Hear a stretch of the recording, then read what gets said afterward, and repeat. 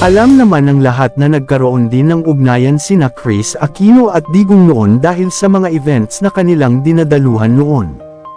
Kahit na may alitan ang dalawa, meron namang pagkakataon na may malasakit naman si Digong sa Queen of All Media Kris Aquino.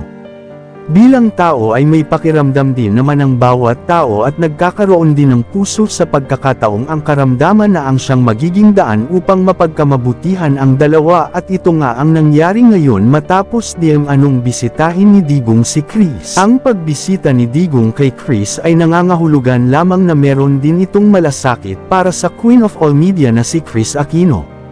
Ayon sa chika, nagpaabot din daw ito ng dasal upang sa lalong madaling panahon ay gumaling na ang nasabing Queen of All Media na si Kris Aquino.